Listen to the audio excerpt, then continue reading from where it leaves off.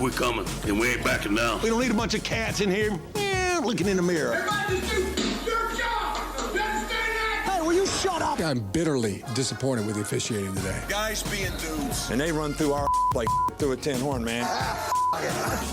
Thank you, Lee. Thank you, Split Zone Duo subscribers. You found us on Substack. It's the halfway point, give or take. 2 buys this year makes things a little weird for a lot of teams, but it's effectively the halfway point, which means the most important competition, as far as rankings are concerned, is finally congealing and coming to the fore. Fellas, who's the worst team in college football this year? You know, this is an interesting question this season. I think that we've seen 3 teams really set themselves apart, and we'll talk a bit about them, and we'll talk about the power conference teams that are obviously never going to be capable of quite the lows that we're talking about here, but that also in different ways are having especially cooked years and whether they can find some hope. The 3 where I think it is hardest to find hope right now, where things are the grisliest, are conveniently slotted at 132 to 134, the bottom 3 in SP+, and are also the only 3 0-win teams left in the country. UTEP, 0-5, Kent State, 0-5, Kennesaw State, 0-5. There are always teams like this in college football, but I think this is one of the more compelling crops of worst teams in the country that we've had in recent years because, frankly, it's a little bit new. Like, we're so used to just looking at, oh, like, there's UMass down there, there's UConn down there, it's the New England schools, we can make our jokes. Here we have programs that in the last few years were in very different stations in the sport. UTEP had become an almost fringy bowl program for a couple of years under its last head coach, Dana Dimmel. Kent State, as recently as just a few years ago, was looked at going into the season as a MAC contender when Sean Lewis was the head coach there. And Kennesaw State just a few years ago was one of the better teams in FCS, a playoff team in FCS. But Godfrey, that's not how the ball has started rolling down the hill for these programs. Okay, so those teams aren't great, and for different reasons and different sort of journeys, if you will. But like, if we're gonna ask this question genuinely, like, is anybody holding it against UTEP right now? Is anybody holding it against Kennesaw State right now? And honestly, I would be I don't think anyone should ever hold it against Kent because Kent is just woefully funded and poorly minded, and it's just never the fault. Like, any football coach who has relative tiny amounts of success there should be considered for a job to get the hell out of there.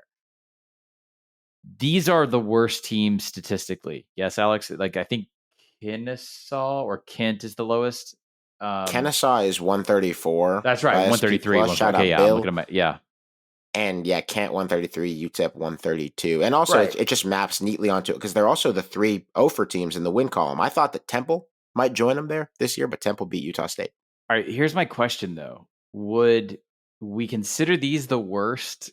Like, if you're just looking for a statistical worst team, okay, you could take the SP plus and maybe a talent composite score and find it, and then the record. To me, it does a disservice if you don't include expectations, almost as it's sort of its own emotional advanced metric. And then I think the conversation starts to open up to a variety of other teams. Like whom? Well, where do you want to start? Would you like to go with the Power 4 or would you like to go somewhere else? Let's talk about the most cooked teams in the Power 4. And then we can do some anointments of an official most cooked Power 4 and a most cooked overall. I think that would be a good way to go about it. You want to run through the list of the worst teams in the Power 4 relative to expectation? If you look at, so if you look at, again, relative to expectation, so if you start in the SEC, I guess you're technically talking about Florida, although what was the expectation? This is where, like, Alex gave us this assignment, and I'm like, the spirit of the thing is very nuanced. I'm because there shocked. are worse teams. Sure, yes. There are worse teams. Like, which is why we're asking for the most cooked. Yeah. Okay. Florida has I don't think it's Florida. Yeah, I don't think it's Florida yet. Now, it might be by November 1st, but I don't think it is right now.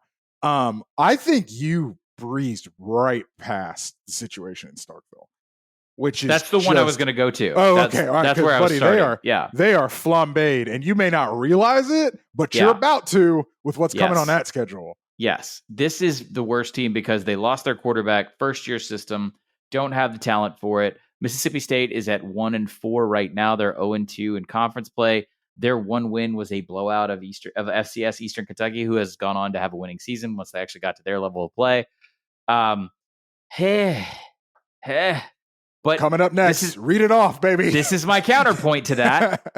What did you expect from Jeff Lebby with Blake Shapen in year one?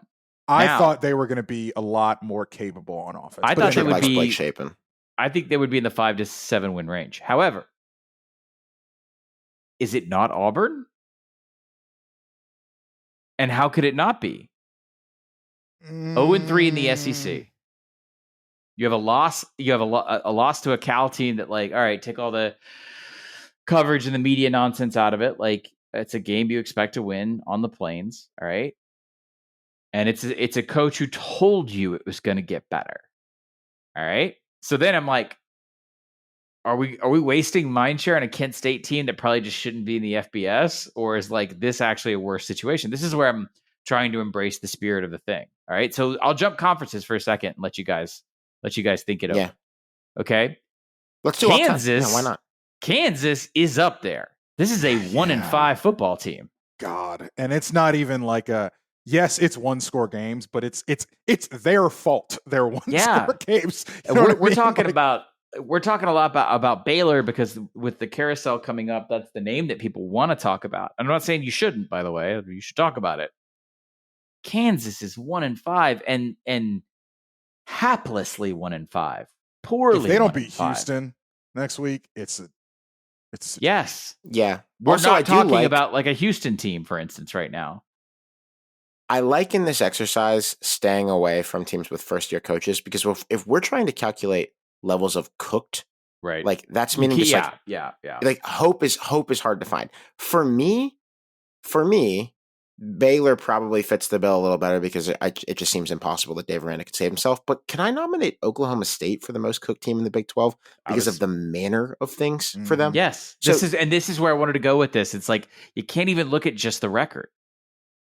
Because, Alex, they're not the worst team statistically in the Big 12. No, they're not. No, exactly. It's just cooked. But aren't they? Is a measure of performance, performance, energy around the program, all relative to expectation.